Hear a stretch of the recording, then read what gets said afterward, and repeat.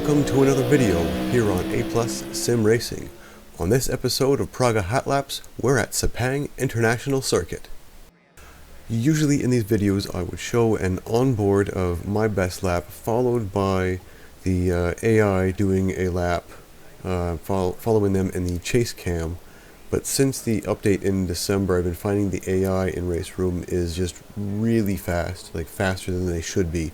So instead of doing that, I'm just going to follow my lap in the chase cam following the onboard footage.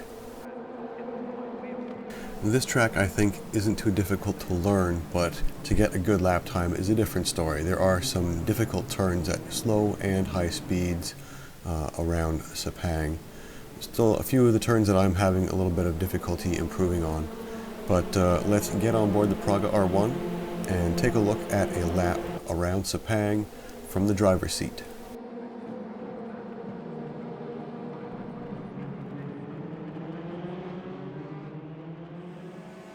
To start the lap, you want to move over to the left all the way, line up with the curb and look for the marker boards. You're going to start braking with medium pressure at the 100 board and start trailing into the turn and then down into second to get more rotation.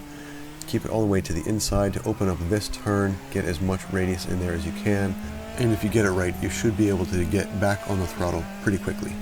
Now the next turn coming up is going to be a little bit tricky, so you want to look for the marker boards on the left, brake just as you're about the 100, down into third gear, and now watch that off-camber bit, and then I go down into second gear when I'm ready to drive out of the turn.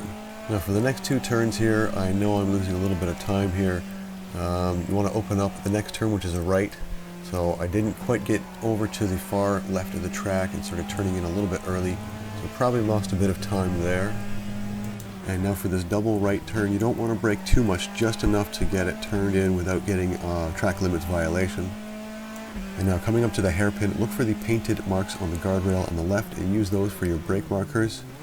And turn in just a little bit earlier than what I did. I missed the apex there, that probably cost a couple of tenths. And now for this long right-hander, we drift over to the left a little bit and open up the turn, which is going to be another right-hander. Brake gently, maybe try staying in fourth gear if you can. I went down to third gear there. And then I move over to the right, getting ready for the next left turn there. There's a big curb, you can use a lot of that if you want. And then look for the concrete patch on the right there, we just passed it. That is the brake marker. And on a single screen, it's hard to see that curbing on the inside to turn in, but you'll have to practice it a couple of times and find a marker somewhere that's permanent that you can use to turn in. And now for the final hairpin, the final turn of the lap. And be careful on the throttle. It's a little bit higher in the middle than it is on the outside, so you can get a little bit of wheel spin if you're not careful. And that is the lap. And that lap time was a 2:02.6. So now let's take a look at that lap from the chase cam. Down the start-finish straight, moving over to the left, lining up with the curb, looking for the marker boards on the left side. Look for the 100, brake not too hard. Turn in a little bit, trail brake, release the brake. Second gear, get it more rotated, stay to the right side to open up the next left turn. Just a slight dab on the brake before turning left, just to load up the tires a little bit at the front so you get more grip. And then once you're rolling again, this is all flat out. Keep to the right until you can line up with the exit curb there on the left. Look for the marker boards on the left. 100 is when you start braking. Don't brake too hard. Roll through there gently. I prefer to stay in third gear, going over the apex there where it raises up a little bit, just so I don't get wheel spin. So now here I drifted a little bit over to the right instead of staying to the left, so I couldn't open up that turn, so I did have to slow down a little bit. And now for this double right, you don't want to brake too much. I probably could have carried a little bit more speed through there, maybe staying in fourth gear instead of third. I'm not sure about that. Now for the hairpin, look for the paint on the guardrail or the marker boards on the right side. You can see that I missed the apex quite a bit there, so this turn could have been faster by at least a couple of tenths. Now as we go through this right-hander, we will drift over to the left to open up the next turn. A little bit on the brakes just to make sure you don't run wide on the exit. That was another turn. I went down to third gear, maybe could have stayed in fourth. Fast into this left and then modulate the throttle on the right turn here. Look for that concrete patch there on the right. That's your cue to start slowing down. From this angle you can see a lot easier how wide that turn is, but there is a little bit of an embankment, so you have to be careful and you can get a lot of wheel spin. And now coming up to the final turn of the lap, look for the marker boards or the curbing. Where the curbing breaks there, that's where the brake cue is. Turn it in, easy on the throttle. There is a bit of an embankment up and down through that turn. Get back on the throttle as soon as you feel stable, up through the gears, and that is the complete lap. So 2:02.6 may not be a highly competitive lap time, but I feel that it's a decent lap time. Still probably able to improve it by another second if I really practice a few of those turns. Probably the transition from turn 1 and 2.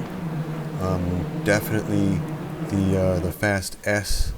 I don't know the names of the turn. Probably at the end of sector 1. It's that long left-hander, high speed that I just couldn't keep over to the left quite enough. It's followed by another right turn. And I had to slow down to make the turn and not run wide because I couldn't keep the car over to the left enough during the turn that precedes it. And I think that's a pretty big hit on my lap time right there. And it's coming through the penultimate turn because I'm on a single screen. I can't see very much of what's going on to the right of me, and it makes it a little bit difficult. But that's the best that I could do. I put a lot of time into that, and unfortunately there was no one else on the leaderboard, so I have no basis of comparison for any measure. And when I loaded up the AI in a practice session, it was way too fast. Like, at first it was getting like 8 or 9 seconds a lap faster, and that I think is a little bit ridiculous. Even a professional driver in the Praga R1 around this lap, I think, would be getting, you know, like a 158, 157 maybe. But yeah, definitely not in the 153s or 152s like the AI was getting. And that's another reason why I choose to use the adaptive AI in the single-player championships in RaceRoom, because you can prime it to match your pace instead of having to pick an AI number, and then maybe it's too fast and you don't enjoy the race. Maybe it's too slow and you don't enjoy the race. It can go either way. Anyway, that's all for this video. Thank you for watching. I hope you enjoyed it. I hope you found it useful. Take care, and I'll see you next time.